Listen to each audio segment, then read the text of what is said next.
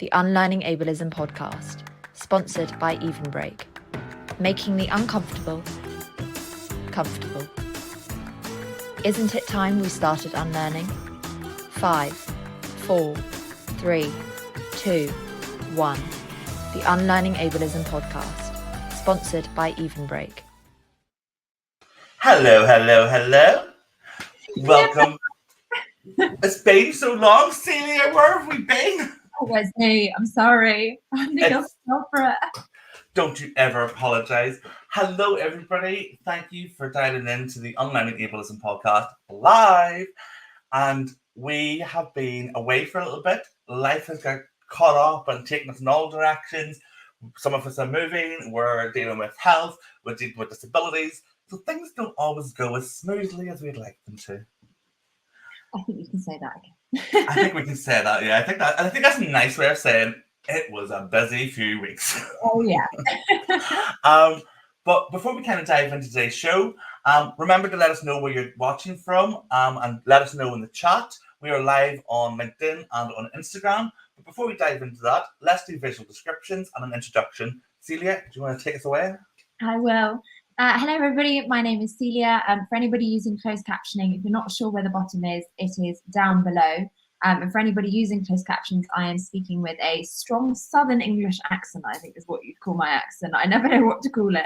I'm a white female. I have clear glasses on. I've got shortish dark blonde hair. I'm wearing a black headband and about 3 woolen jumpers that are white because it is so cold despite only being the 25th of September.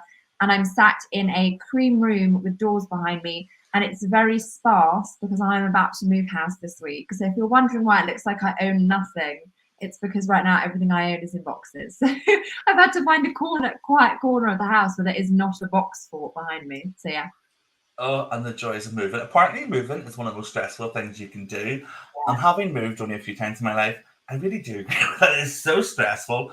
And Celia, you are ahead of me because I'm also having to move. I haven't got my house yet, but thank goodness, because I would dread having to pack everything behind me. It would just be a mess. So you have my best wishes. And lots of back boxes. So for myself, visual description, I am a white male. My lighting, I think, is making me look a lot more white than I actually am today. I have a dark hair that is need of a dire haircut, but being autistic, I refuse to go to the barbers because I hate it, but I really need to force myself to go. So my hair is literally being held together with so much hair product. I have blue eyes, which like to dart around the screen. Don't worry, there's nothing here, it's just my nystagmus. And I have a short dark beard. I'm sat in my office and I'm wearing a lovely maroon jumper because autumn season is here and I am living that I can bring out my jumpers again. For anyone with closed captions, I speak with a very, very strong Northern Irish accent, or if I want to go even stronger, Northern Irish accent. So please do let us know if you have any questions in the chat. And as I said, let us know where you're dialing in from. This is the live episode. So 2 weeks from today, this episode will be shared across all platforms, and you'll be able to watch on YouTube with open captions, meaning that they will be burnt into the video, or catch up on whatever your favorite podcast platform is. So before we kind of dive into today's guest and catch up on who we're bringing on, Celia, let's have a catch up because it's been a while since we've spoken to each other. It's been a while since we've done an Unlearning Ableism live. Tell us what has been happening in your life over the last few weeks. Jamie, what hasn't been happening? I had an incredible month.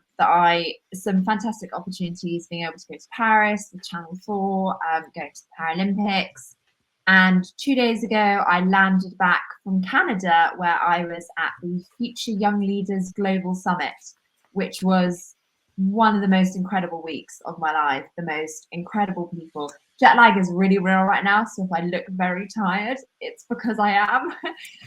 So it's kind of wake up time on my body clock right now. But the most incredible week, hearing from the UN and prime ministers and being mentored and just the education my brain has absorbed is immense. It's been an incredible month. Also a very stressful month, it must be said, trying to keep on top of all my work. Now moving house in like a day. And we came home from Canada to find that the storms had ripped a hole in our roof and water. So that was a lovely welcome home after the most horrific flight in the world. So that's my month. How about yours, Jamie? Well, like as I said to you, with that hole in your roof, at least it had a water feature. It was like a water feature indoors. Who doesn't want a water feature indoors? I've already bought it. There's nothing I can do. Take the keys, not my responsibility no more. So for me, I have been busy with work, with training, trying to find a house because we're having to move at the moment, which we don't know when the date is we have to move. So it's like, show us everything and anything you got. What I've learned though, as looking on the market as somebody who's going to market to rent, is it is scary out there.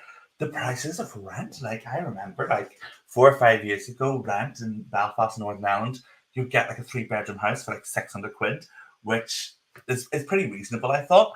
And now in this market today, rent is going from 1,000 plus for a 3-bedroom house.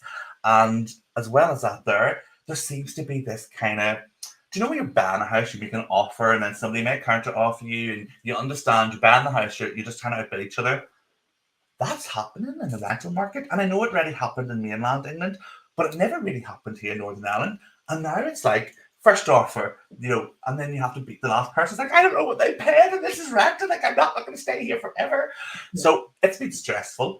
But what I've realized is there's some lovely homes out there, what are really expensive. And then there's some terrible homes out there, which people really should clean their house before they have somebody come to view it, because walking into a house and there's just rubbish everywhere, that is not going to sell in your house. In fact, it's a tripping hazard for me, as I have learned.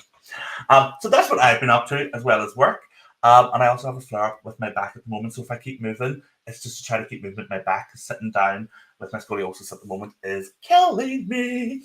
But yes, that is me. And also we should note it is National Inclusion Week in the UK. So happy National Inclusion Week for those within the UK.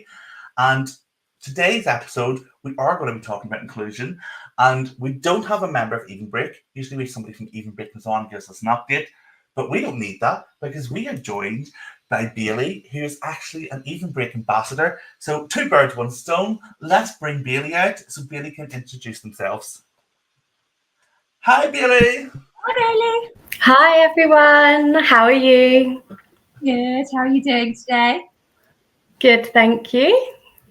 Bailey, I have to say, I am so glad you're here because we're like passion ships in the night. We're both Even Break ambassadors. We post content and I see your content and I know you see mine and we kind of engage with each other and it's like we're just passing each other. And I think you're in Celia the same. It's like we all know each other, but we never get a chance to come together. So I'm so glad you're here because it's so nice to actually be able to speak to you and put a voice to the name. No, absolutely. As you said, I think all kind of in the same sort of space, but not always having that crossover. So it's really great to be on here. And yeah, with Even Break and being a new ambassador there as well, it's just really great to be getting the message out further. Fabulous. Well, why don't we dive in and start to get to know you a little bit more? Because I'm sure there's people listening or watching this who will be thinking, who is this person? What do they do? So, Bailey, do you want to introduce yourself and maybe start with a visual description, your pronouns and things like that there? Yeah, absolutely. So hello, everyone. I am Bailey. My pronouns are she, they. As a visual description, I am white, femme presenting, with brown curly hair that is chucked up in a bun this morning. Got my glasses on. My background looks a bit disheveled, but it is office at work. I am on site today. And again, I think I have a Southern English accent. Never really know how to describe it. Very similar to Celia. I never know either. I never know how to describe it. Yeah, and then I guess a bit more about me. I'm disabled, I'm neurodivergent, I'm a wheelchair user. I work as a sustainability manager in construction and then also do some consulting on DEI and disability inclusion as well. So yeah, pick where you want to start. Well, you know, I wonder, can we start, and I just ask this because I know a lot of people will hear the term sustainability manager and wonder, what does a sustainability manager do? Because we've heard DEI, we know what DEI is, we've talked about that on the podcast, but can you tell everyone listening, what is a sustainability manager?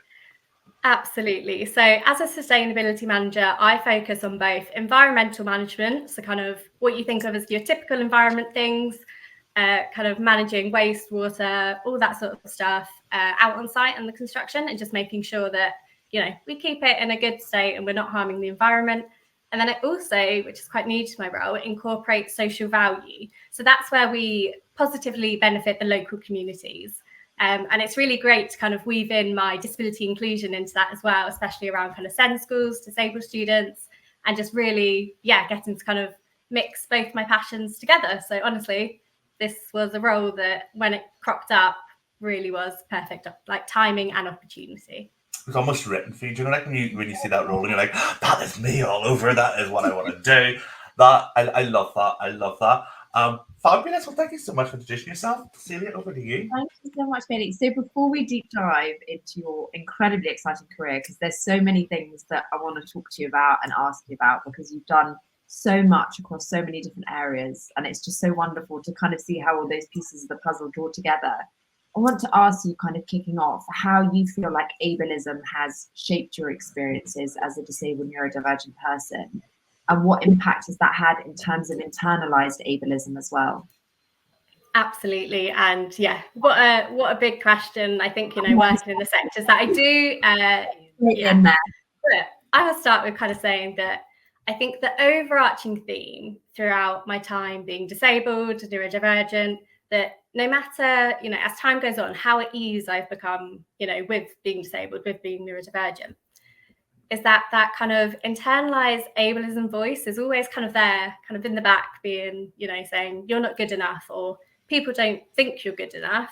And then also those kind of opportunities that you get, you're kind of then like, oh, is it only because I'm disabled? And I think because we've all, grown up in a society that has conditioned us to be ableist, let's be real, like we haven't really talked about disability, and we're only starting to talk about it now in that neutrality light. So I think it's just always like in the back. And I think this has driven me, to kind of overprove myself in so many areas and aspects of my life, whether that be in independence or competency at work, to the extent that I will sometimes, really make do around access and support needs. And actually it's taken me quite some time to be like, no, these are things that they're human needs. They deserve to be honoured and have in place. And there's definitely been times where I've kind of pushed myself to burnout, I guess, because of the result of internalized ableism. And it's just so complex, because I preach about it a lot to everybody. I talk a lot about workplace reasonable adjustments and how important it is. But I think for me, at least, and I think it's the same for quite a few disabled people, when there are these external kind of misconceptions like put on you, and you're trying to do everything, there's just always this kind of internal and external conflict. So I think that would be kind of the overarching theme throughout it all, and that's kind of been the interaction of my experience, at least. And you know what? Oh, sorry, go ahead, Celia. I know we always do this now. We all both have so much to say that we're like, I think you touched on something really important there, where I'm going to say something quite controversial. Sometimes my internalized ableism has actually historically helped me a little bit, because it's made me work really hard. It's made me kind of push myself. But then there's that bit that I get to where no longer is it a positive tool for me. It's now become a negative, because I overexerted myself. As you said, you end up burning out or completely masking yourself, because you've just kind of lost that sense of what to do and how to, all of that kind of stuff. So it's interesting that you touch on how you've used internalized ableism a little bit as an advantage, but then it's how do we manage that once we've experienced that kind of little bit drip of benefit? How do we manage that? And I was wondering if you wanted to touch a little bit on how you felt internalized ableism has kind of shaped your career, kind of in the same way as the question. But do you feel like it's been at all positive? I know we're saying internalized ableism hasn't been positive. Obviously, it's not a positive thing. But I think a lot of people will relate to what you're saying about how it's been a massive driver for you to want to prove people wrong. Exactly that. And as you were saying that, I was going to say, it's not that it's positive, but it's that driver. It's that kind of motivation to kind of say, no, like, I am obviously good enough. I am very good at my job, like all of these things. And to be like, oh no, like I am going to go out there and do what I do, and, go on a construction site in a wheelchair because, people have probably said, well, they have said, no, you can't do that. And it's definitely making me a very driven, very determined person. But again, I think now it's understanding more where that boundary is between masking and putting on this like persona, this front, and doing like, you know, really great things in my career, but then being like, okay, this isn't sustainable. Ironically, I work as a sustainability manager, but it's not, because you get to burnout, you make your health so much worse. And it's, yeah, that balance. But I would completely say, for better or worse, it has been that driving force. And now I think it's where I need to go, okay, we can't do this forever. 100%. And like, you know, with internalized ableism as well, it's like ableism. We experience it so individually. And like for me, I know that the times where I have had internalized ableism, where I've been like, oh, people have told me you can't do that, and I sort of believe I can't do it. And then I try to push myself, and you overexhaust yourself, you overpromise. And a lot of the times for me, it's such an unhealthy way to kind of push yourself. And I know that's really controversial to say, but it's almost like you're saying, I need to prove these people wrong. When in reality, it's just like, it's not about proving them wrong. It's about making sure that I'm happy, that I'm comfortable. And by over pushing myself, I am burning myself out. I mean, working within DEI in the past, or working within different companies, I found myself, you know, in the cusp of DEI and these amazing things. And I'd be encountered with inaccessibility, like barriers, and that would obviously impacted my work and my ability to be my whole authentic self, or bring my whole authentic self. And what that actually then caused was for me to kind of start to resent the work, but at the same time be like, I need to show all these people how to do it right. So it's kind of like a catch-22. It's just like, you know that it's not always harmful, but sometimes it's like, do you know what? I'm just going to push myself, and do you know, I will spend the next few weeks in bed and have to deal with it. So it's such a catch-22 and can be really unhealthy. But I'm really interested because you've mentioned construction, and I know anyone listening, when you've said, you know, I show up to 2 sites in my wheelchair, what is that experience like for you working within your role and within construction and DEI? Absolutely. Yeah, there's a lot kind of to that. And I guess kind of going back more into what I do is like the day job as such, is ensuring the environmental sustainability side. So that is looking at kind of environmental legislative compliance, minimizing damage and harm the environment, and enhancing biodiversity net gain, all that sort of stuff. And then the social values, that local community, local employment piece. I would say my experience has been very varied. So I've been in industry coming up to 5 years. However, within the past couple months was really only the first time I've been on an active construction site in my wheelchair. And that hasn't been due to inaccessibility in parts. That has been down to attitudes. And for me, I think it was such a bit of a rude awakening, perhaps naively, you know, as a fresh graduate. And in my master's year, I did fundraise for an all-terrain wheelchair because, again, I'm very problem solution. So I go, okay, I use a wheelchair now. I want to work in the environmental sector, wasn't always necessarily construction. And kind of said, okay, to do that, I'm going to need an all-terrain wheelchair, fundraise for that wheelchair. A lot of efforts, you know, so much support from communities all around me. You know, landed first job, second job, another job, you know, there's a few down that line. And I guess we always kind of got to the same point where either my role would kind of change or my responsibilities and duties would kind of morph into something else. And it genuinely was obviously quite frustrating because there was accessibility there. And then I think, to be honest, I think that shift of it being like, oh, yeah, okay, there is physical infrastructure barriers, but actually it's that attitude piece that often is the biggest blocker. And so actually, that's kind of driven me then to do all the DEI consultancy stuff. And within the workplaces, I ran like employment resource group, ERGs, to really try and, you know, champion the change, whether that both be inside, like internally in processes and policies, or the like on-site accessibility, etc. And that, I think, like knowing its attitudes is almost more, it's frustrating because it's the people, but of course it is. I mean, arguably, I'd say an attitude is easier to change than retrofitting, you know, all these lifts and ramps, you know, just using my wheelchair is a very easy to like understand example for accessibility. But yeah, it's been a really interesting, I use interesting loosely, career journey to get where I am today. It has been frustrating at parts, but yeah, very grateful for now to be in a place that's supportive and have facilitated, me going out in my all-terrain wheelchair on an active construction site. That's brilliant. And I wonder, and excuse my ignorance, I'm just going to ask this because obviously ADHD comes to my head. I'm like, oh, when can we ask this? And I want to know, like, with intersecting identities, working in construction, it is very viewed as a male-dominated profession, and obviously you're having to challenge the ableism. And I think this kind of just, I wonder if you could talk to the intersecting identities, being a woman within that space, but equally be disabled, and how that does intersect. Is that something that you have experienced? And if anyone's listening to this, how do you manage that, or how do you deal with that? No, absolutely. The construction industry probably has a rep, and it's probably quite a polarized reputation. Mm-hmm. However, there are still some barriers and some attitudes that are prevalent. But I would say, kind of from talking to colleagues that have been in the industry a lot longer than I have, there has been a real huge shift. Yeah. But of course, intersectionality does exist.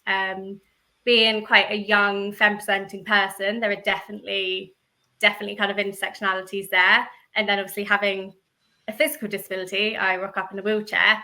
I do think sometimes people are very taken aback, which I do kind of understand. When I say I'm a wheelchair user in construction, people are kind of like, what is happening here? But I can kind of remember a distinct, I would say, fortunately, there aren't too many, horrific incidents that have happened. I think a lot of it is more microaggressions. Yeah. Like I said, my role slowly changing, or the opportunities not being available to me yet available to my peers. I think that would probably be, the most prevalent. But I remember I was emailing round to ask about site accessibility. I had never interacted with this construction manager before, so they did not know I was a wheelchair user or neurodivergent. Just generally asking for physical accessibility. And won't go into details, but I guess the long and short of it was I had an email kind of coming back saying, disabled people don't belong on site. Oh. And for me as well, as a neurodivergent person, if someone kind of said that to me, I probably couldn't even auditory process it quick enough for it to kind of have that immediate impact. But being in black and white in an email that I could see and process that a lot easier, that hit hard. And to be fair, that was probably my worst overt experience, which, I think if you think about what your perceptions maybe of the industry and experiences, probably you would polarize that even further. Yeah. But yeah, it has been a rough road, and I won't lie in saying that. I love that. I love how honest you are, by the way, Bailey. Like, you share, I love when we are on these conversations and you're listening to somebody and you feel everything that person said. And we get that with every guest. I'm not putting anybody out, but I just love your honesty. So thank you so much for that. Celia, over to you, because I'm sure I'm jumping over you. I'm just so sorry to hear someone saying something like that, because I think when you're educated and you understand, or you have lived experience of disability or neurodivergence, whatever it may be, it would never ever cross my mind to ever say something like that. And I think it's such a pinnacle example of people living in blissful ignorance of positive intention does not equate to the fact that what you have said is wrong. And you hear lots of people saying, well, I didn't mean it, or I didn't mean it to come out there, or my intentions were positive because I was trying to keep somebody safe. We are adamant believers that intention doesn't negate the ableism of what you've said. So thank you for sharing that example. I just kind of wanted to show on that. But I wanted to add as well, kind of following on that, do you feel like the experiences you've had with ableism and internalized ableism have changed? You said you've been in the construction industry for about 5 years. Do you think your experiences and kind of your day-to-day feelings around internalized ableism are different now that you're in construction than they were before? Or do you feel like it's more... I'd love to kind of understand, because I think a lot of people, I know when I moved from the legal sector into working into the disability space, for me, I was very lucky in the fact that my internalized ableism got much easier to manage because I was surrounded by my community and I had so much resource and so much support and so much kind of friendship and love. It's so cliche, isn't it? But I found it much easier because I was surrounded by so many people that I felt so many similarities with. Whereas in the legal sector, I was like, oh my God, I'm on my own and no one understands the word accessibility despite being human rights lawyers. So I'd love to kind of know your experience of that. And for anybody listening that's in construction, if it has been more negative than outside of construction, how you've kind of dealt with that, and tools that maybe people could use, no pun intended by using the term tools. No, and absolutely. I think obviously our experiences around us and the ableism we experience does impact on our internalized ableism. And, I've had years of therapy. Everyone should have therapy. It is a great tool.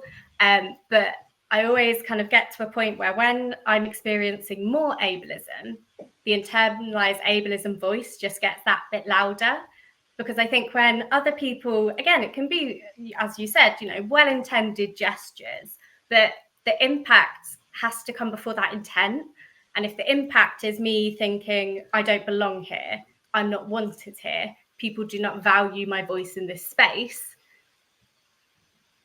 If you're not necessarily even hearing that, but if you're experiencing that day in and day out, it does then make you think, oh, is it me that's just not on the same wavelength as everybody else? It's my way of processing and thinking about this.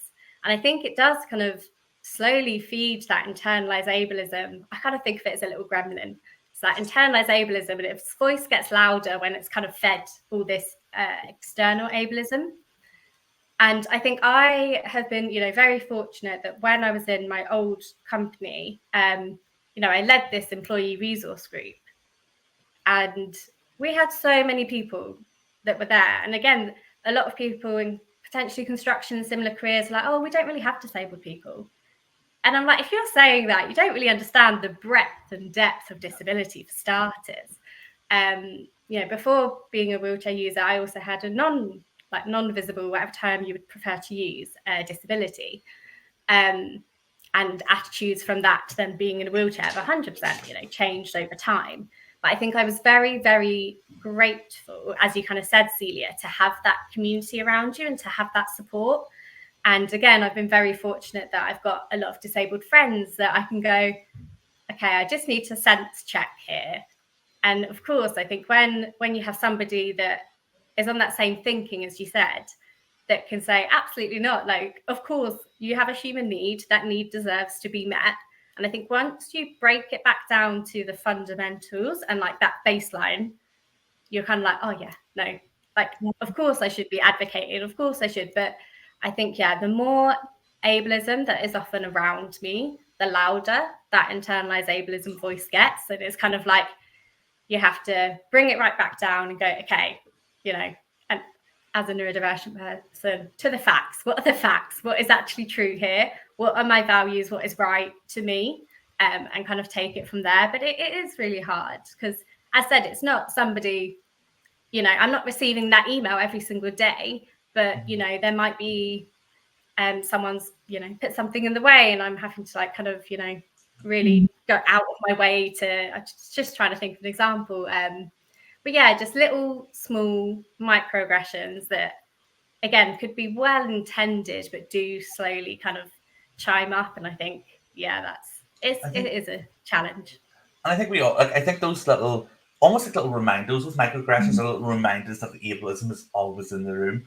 And I always, the way I think about ableism and internalized ableism is, and I tell everybody, is it's not just that one incident, it's not just this one time thing where we can get over it and move on. When we experience ableism, depending on our past experiences, that resurfaces trauma. I think of ableism for myself like a suitcase that you come back from holiday, you haven't actually finished unpacking it, you throw it in the spare room, don't want to touch it, but when something ableist happens, it's like that suitcase just explodes open and everything flies around the room. And you're having then to not just deal with the trauma and that other experience in that moment, but you're having to then relive past experiences. And then what that kind of does is start to drive your question, should I be saying anything? If I say something, will this happen again? If I do this, is somebody going to shout at me? And those things just resurface, and it's just constant reminders. Absolutely love that explanation there. I wanted to add in as well before you asked me the next question, was the way I kind of see it is very much like you said, like the suitcase, is even if it's nothing in terms of ableism is small. I'm not saying that, but if we're talking micro and macro aggressions, people don't quite realize sometimes how impactful microaggressions are, because you find them as a microaggression, but to me they're not a microaggression, because as Jamie said, you've said that one thing, but it's reminded me of 25 other things that someone said to me historically, and now I'm thinking about it, and now my neurodivergent brain is going, well, this is probably going to happen because I've learned that last time that's what happened and it was horrible and it was stressful. So, and it's never just an in the moment thing. It's not said, feel bad about it for 5 minutes and then move on with my day. I will now be thinking about it. And then when I have a conversation with you next time, I'm going to be overanalyzing everything you're saying, going, oh my gosh, they didn't use a smiley face in their email. They actually hate me because they said this last time and this last time and this last time. And you get yourself in that wheel. And it's like you said, trying to interject that and strip it back and say, these are the facts of the situation. I'm safe, I'm surrounded, and I'm in a kind environment. I'm going to be okay. But I always think it's really interesting. You use the word there, grateful. And I found myself using that word so much. Oh God, I'm so grateful. I shouldn't be. Yeah. Listen, I'm so grateful that I had the support and I had the adjustment. I think it's a really powerful word that I picked up there, is the fact that we are still at a point in society where we feel grateful for accessibility. And that just shows how far we still have to come. Absolutely. And as you said, like, it's when, in a workplace, for instance, you have your workplace reasonable adjustment put in place, and I started my new job and people are, how's it going? All this, that, and the other. And of course, I'm like, oh, I'm grateful they're putting in this. And my younger brother, I have to say, is a great reality checker. And then he's always like, they're meeting, your basic human need. It's no different to somebody needing to open the door, like to have a door to enter the building. Like, hold up a sec, like, we've got a long way to go. So thank you also for picking up on that, because it is such an important piece. And for us even to be like, oh, like, again, grateful, thankful for these breadcrumbs of inclusion and accessibility, and that's how we genuinely feel. It does demonstrate kind of the uphill battle and road that we have for equity in society. 100%. Like, that gratitude, like, it's so true. Like, if I am online, like, inaccessibility, as everybody in this call knows, I shout a lot about inaccessible content because it drives me bananas. It does, because I can't engage. But whenever I do encounter something that's accessible, I am so grateful to that person, and I make sure to tell that person. And then I sit back and I sometimes think, am I doing, like, why am I having to be so grateful for being included? Like, somebody doesn't go into work who's non-disabled and be like, I'm so grateful I didn't have to face a barrier. Does not cross their mind. But yet for us, it's like, I'm so grateful that I was able to do this. I'm so grateful that you thought of me and made this accessible. And I think that gratitude, I think some of that definitely feeds off our internalized ableism. It's like internalized ableism's way of reminding us that you're not fully included, but people may be trying. And it's not to say, oh, we shouldn't be showing gratitude, because we should. People need that reinforcement. And I think if we weren't reinforcing people on this journey, they would give up and they'd be like, there's no point, they're ungrateful. So I think showing gratitude where it's due is so important. But equally, I think it's not putting expectations on ourselves to be grateful, to be included. We should be grateful someone's made the effort, not that we're being included. Because I was going to say that's such a good point around mindset, of the fact that people need positive reinforcement, so they're doing the right thing. It's not like if you get the most wonderful adjustments in the world and it's so perfect, so amazing, you just sit there and go, thanks. It's around, what am I thankful for? Am I thankful for the conversation and the friendship and the community and the understanding? Or am I thankful for achieving my basic human rights in a job that I'm, equipped to do just like everybody else? And it's that intention of gratefulness. And I think a lot of us with internalized ableism need to kind of rebalance where that gratefulness is coming from, so that, Jamie, you hit the nail on the head. I'm just loving it. And this is where you need friends in the space. And like, we were talking earlier about having those people. And I always think about when you have people who have their own lived experiences, people who are neurodivergent, we mask so well around each other. It's just like, oh, I'm going to share this with you. And it's like, here's mine. And it's like, oh, we're not alone. And that's exactly how me and Celia started this through the LinkedIn Creator Program. We met and it was just like, I'm disabled. Do you ever not like being disabled? Oh my God, I can't believe somebody else agreed with me. And it was just this like complete unmasking. But with that comes this overwhelming sense of joy, and it's like, oh my goodness, I'm not alone. Like, I spent 28 years of my life hiding my disabilities. I was undiagnosed autistic. I was undiagnosed with my back scoliosis. I didn't know I was ADHD. I had an inkling for a long time I was ADHD because everybody was telling me. But I was registered blind, and like I had tried to hide it as much as possible. And you physically can't hide something that impacts your day to day. And all that did was cause me trauma. But as soon as I started connecting with friends, and I connected with Celia, connecting with you, Bailey, connecting with all these incredible people who are sharing their lived experiences, who are speaking up, who are challenging the status quo that, you know what, it's not always positive to be disabled, but here's how we do turn that and make it a more positive situation for others. To me, that is just like the most overwhelming sense of joy. And to be able to unmask is like, I can breathe, and I'm mask with you, and it's amazing. And I'm conscious, we do have some comments in the chat, so I wondered, should we just read some? I'm going to read the first one because I think this is so important for you to hear, Bailey. Jodie Greer, who we absolutely love, Jodie, was a past participant on the podcast. Hi, that's not. I need to learn how to do a love heart. I will learn how to do it. I think I do it wrong when I try with my fingers. Yeah, there's a generational thing for anybody looking for a visual description. Jamie and I are currently using our hands and our fingers to try and make love heart shapes. I can't do it. Millennials now do it like that with 2 fingers, whereas us oldies. I have no hand-eye coordination. I should point this out. But Jodie says, having worked on construction sites, I believe your presence and experience will help shift mindsets in industry in such a positive way. So that is a compliment to you, Bailey. We also have somebody saying, fantastic interview. It's so honest. And that is from Shelley. Somebody says, great topic. I'm so sorry we can't see your name. Sometimes StreamYard doesn't show us all the comments. Doesn't also show us the names. And I am really squinting to read these. Somebody said, just joined the session. Okay, so somebody has just joined and weren't sure of the session. We are talking about ableism. We are talking about lived experience. We are talking about disability. We are talking about everything in between. Somebody said, wonderful interaction. Ableism is so, I can't even actually see that word, persuasive. I think it's pervasive, but I think it's persuasive. Yeah. Can you tell I have no clue sometimes? Like, my grammar's terrible too. But do keep your questions coming in, because towards the end we will ask Bailey any questions that you're posting in the chat. So please do keep them coming in. If you have questions about ableism, DEI, sustainability, everything that Bailey's talking about, let us know. But back to some questions, Bailey, and I want to ask this question because we know, well, disabled people themselves know that accessibility, disability, ableism, all those kind of really important topics that we need to be discussing have historically been left out of the DEI and sustainability conversation. So I want to ask, in the role that you do, how is this shaping your career, and like what impact are you hoping to long-term make and in the current? Absolutely. And yeah, it's always almost a bit of a forgotten protected characteristic, or is, lagging a bit behind. I think especially in the workplace, we've had LGBTQIA plus communities quite some time. We've had, women networks for quite some time around ethnic minorities, race.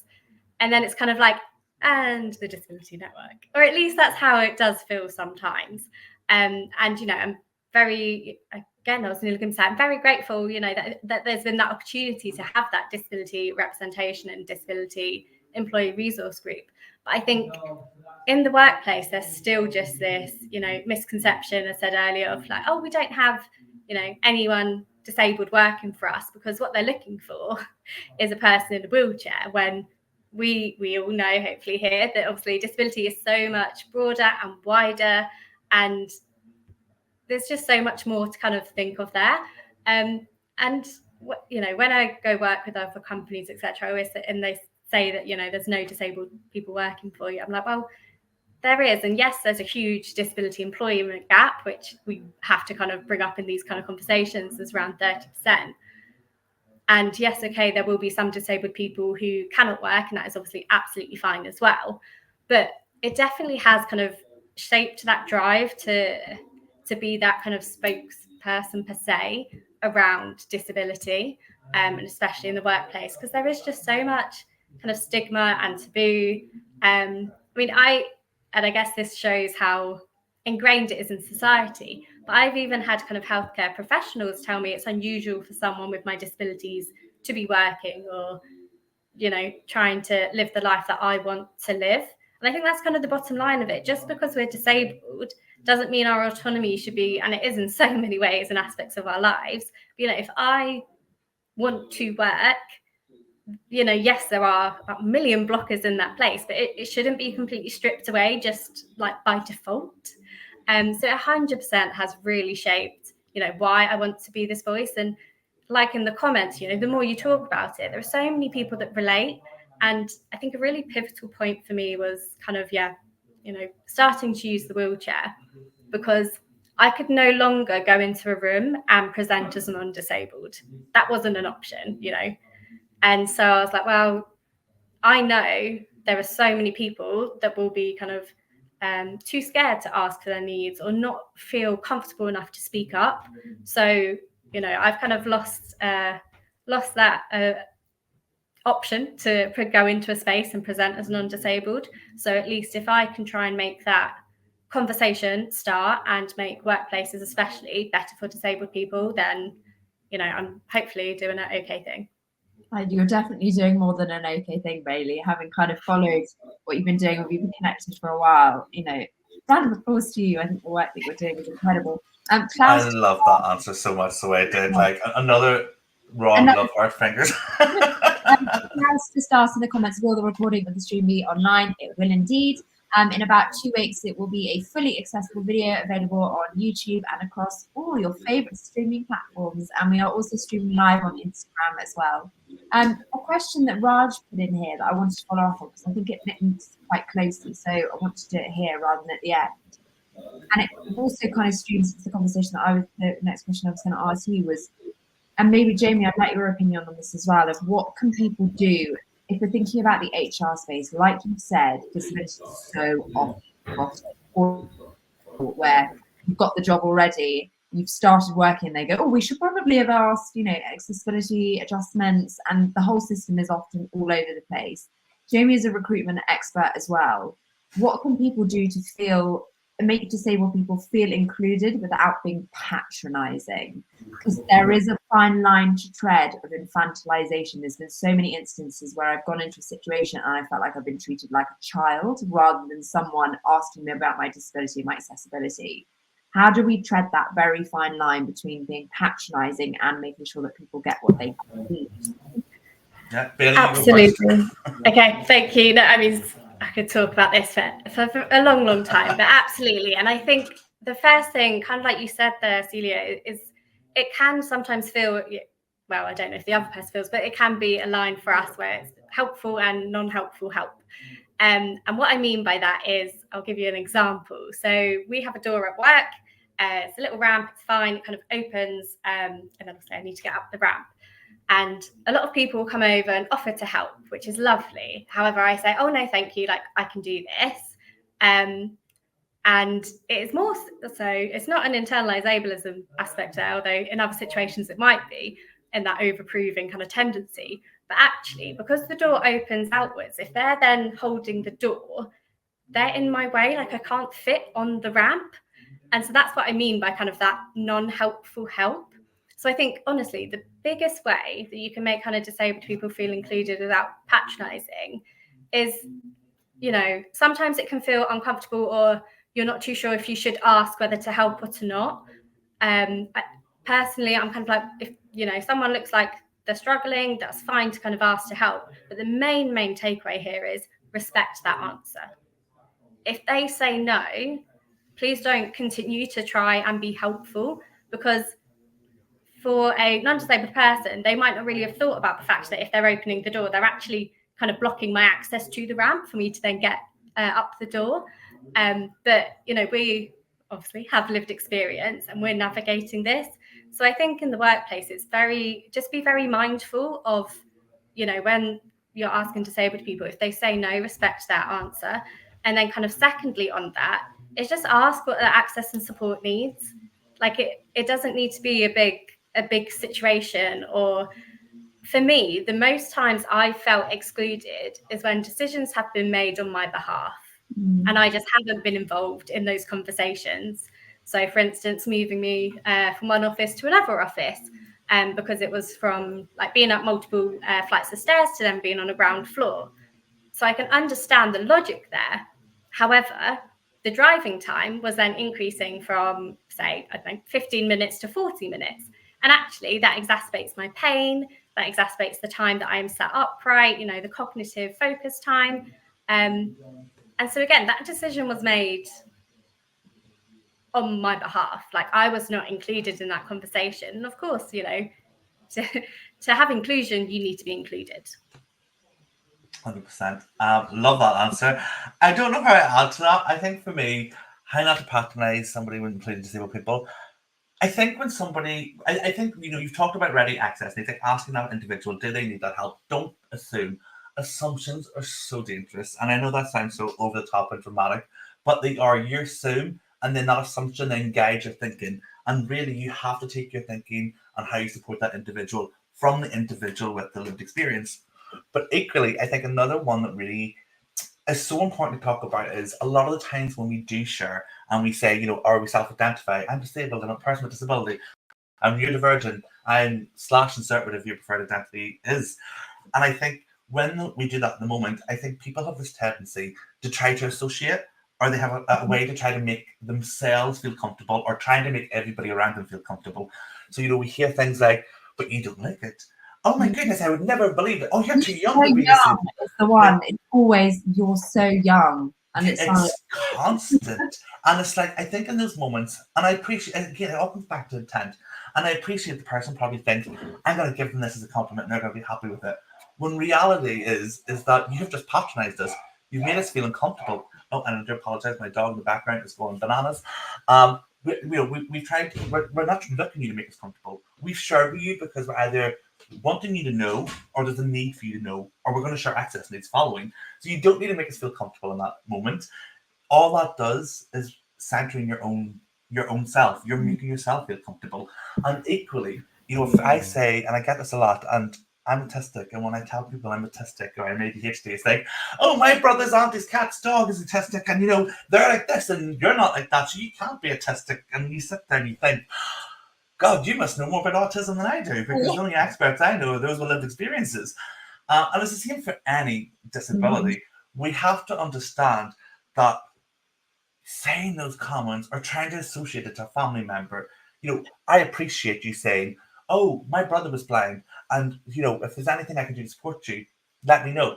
That is different than saying, my brother's blind, and you don't have a key in or a guide dog, so you can't be blind. So don't assume that what you have already known to be the case for everybody, because we say it all the time. If you met one disabled person, you've met one disabled person. And then finally, how do we not patronize people to make them included? I think the biggest one for me is be intentional with your accessibility. You know, I would rather, of course, I want everyone to understand disability, and I want everyone to understand the diversity of disability, but I also equally want everyone to understand how to make things accessible, so we don't need to constantly say I'm disabled. Because yes, we can share anytime we want, but we shouldn't have to share just because we are excluded. Be intentional with your inclusion, embed accessibility. And I know that's probably people are going, how's that patronizing? Sometimes for me, having to ask somebody for my access needs to be met, for them to then start questioning me on it, I'm like, that is so patronizing. I've not shared with you because I decided I'm going to throw a spanner in the works, construction one there. What I'm doing is I am sharing because I have no other choice but to say I'm being excluded. So be intentional with your inclusion and don't patronize. Celia, what would you add? Because we both answered. Yeah, now we need to know what you think. Around embarrassment, and I'm using that word very carefully. I'm not embarrassed to be disabled at all, but there are instances where I'm made to feel embarrassed just as a human being. So, for example, my key example here, which I always go to, is sat at a restaurant, obviously not eating. For anyone that doesn't know, I have a feeding tube and totally nil by mouth. Would you like a glass of water? No, I'm all right, thank you. Why don't you want a glass of water? Either, depending on my mood, I'll go with that I'm not hungry, I've already eaten, or I will then sit and have the conversation, say, oh, I've feeding tube, can't have anything, but thank you so much for asking, and double checking. Then the head chef comes out. Are you sure there's nothing we can do for you? You don't even want a glass of water. A tap comes anyway. It's on the table just in case you change your mind, madam. You know, another instance I can think of is if I'm standing somewhere for a very short period of time, would you like a chair? No, I'm all right, thank you. Are you sure you don't want a chair? I'm all right, thank you. Everybody's now looking and everybody's now watching. We'll go and get you a chair anyway, just in case you want it in a minute. And it's like, oh my God, now everybody's looking. Now it's a thing. Now we're all talking about it. And now I feel embarrassed. I'm not embarrassed about my disability, but I'm embarrassed by the situation. And I think how not to patronize people is to really think about, if this, whether this is a disabled person or not, is this now an embarrassing situation? We are divulging our medical history. We are divulging very personal things. Think about the questions you're asking people. I'm going to say a naughty word, but everybody is so intrigued about, how do disabled people have sex? How do you go to the bathroom? All of these questions that you would not ask someone that wasn't disabled unless you had a very close relationship with them. But for some reason, people think it's okay to ask these questions to disabled people. And I think that's a really good example of how not to be patronizing, is think about the questions you are asking as well. Are they necessary for the outcome that you're taking? Just in the interest of time, as I also want to touch on what Lisa has asked, is what is the difference between self-esteem and internalized ableism?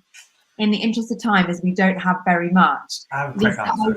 You want to go, Jamie? Go for it. I'll give you a quick answer. So, internalized ableism can only be experienced by disabled people. Non-disabled people can't experience internalized ableism because they don't have the lived experience. However, the difference between the and for a disabled person understanding the both, internalized ableism will impact your self-esteem. It will impact how you view and how you articulate about yourself and how you feel.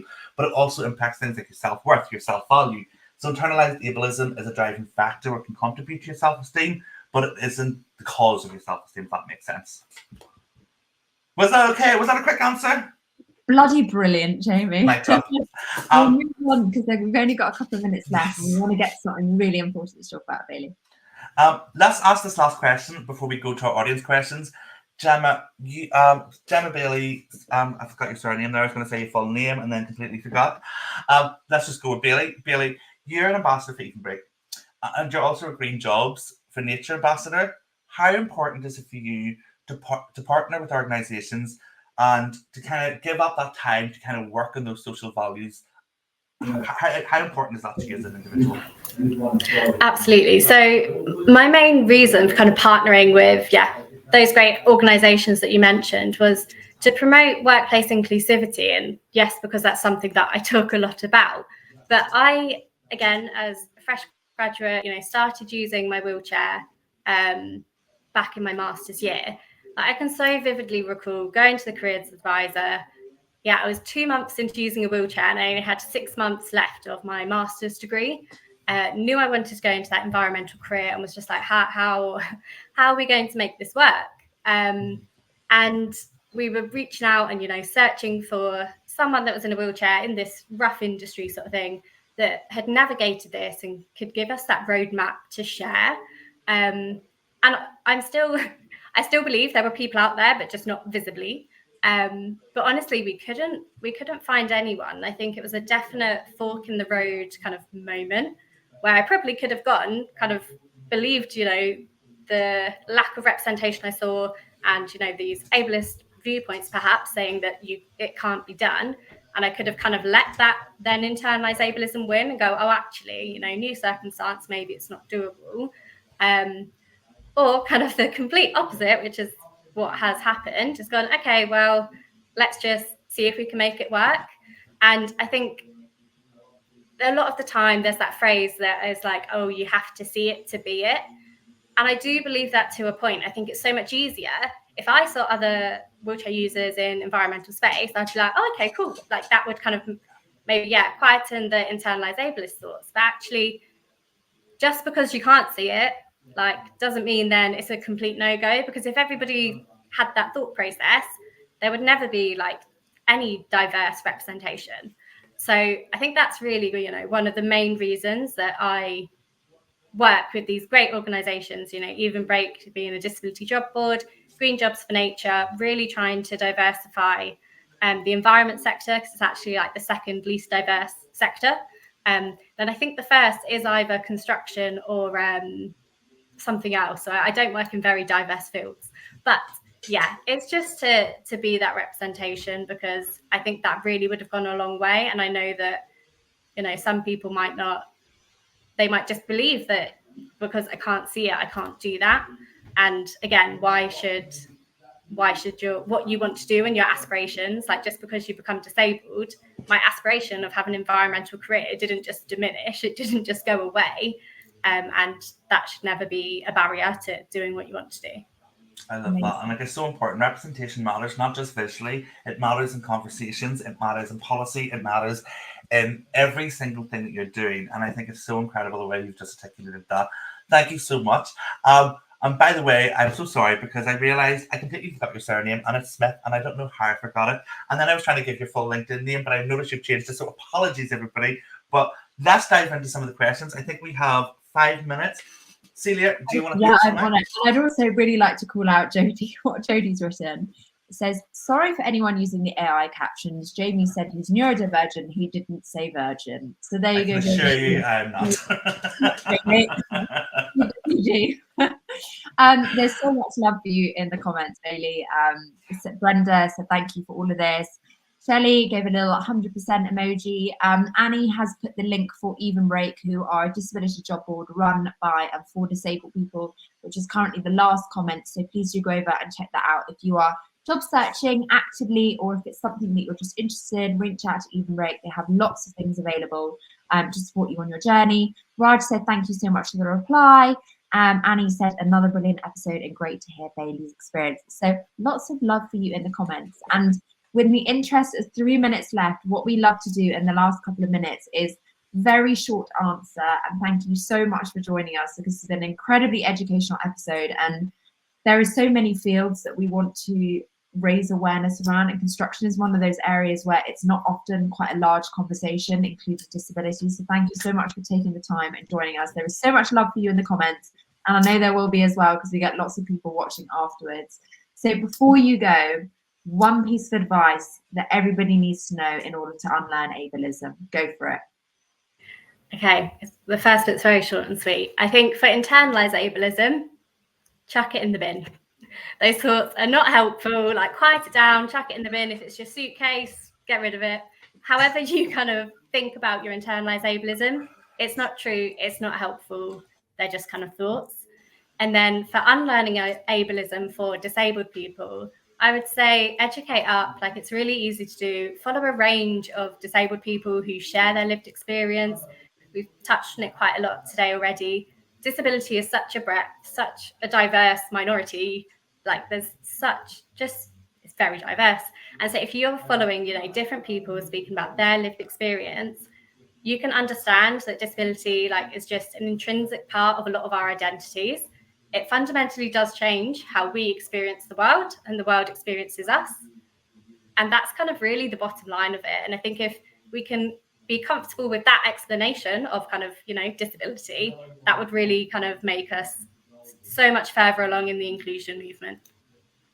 Absolutely love that. Bailey, you are honestly just incredible. Like, this has been so long overdue. As I said at the start, we've been like passing ships in the night. I feel like now we're in a model together, because this has just been such a powerful conversation. For anybody looking to connect with Bailey after this here, Bailey is tagged in the show, in the notes, but we will post that in the chat after. And Bailey, if you could leave a comment in the chat as well, if ways to contact you. But honestly, from the two of us, thank you so much for helping us and everybody else unlearn ableism. And I think we will do a wrap up now. So for anyone who has joined in, we know closed captions aren't always the most accessible. So if you have had a few issues with it, do look out for the live episode that will be, the recorded episode of this, which will be shared on our YouTube channel in 2 weeks from now with open captions. A transcript is always available on our website 2 weeks following the live as well. And you can catch up on this episode on our Spotify playlist. And as Bailey says, connect with diverse disabled individuals, help amplify those voices and help share our episodes so we can reach as many people as possible. But for us, thank you so much. Shall we say our goodbyes, everybody? Thank you, everybody, for joining us, and we will see you in the next episode. Bye. Bye. The Unlearning Ableism podcast is sponsored by Even Break, an award-winning global social enterprise run entirely by disabled people for disabled people. So if you're looking for a job in an inclusive employer, or you are an organisation looking for disabled talent, find job listings and set up alerts on the Even Break job board today. Visit evenbreak.co.uk or scan the QR code. The Unlearning Ableism podcast, sponsored by Evenbreak.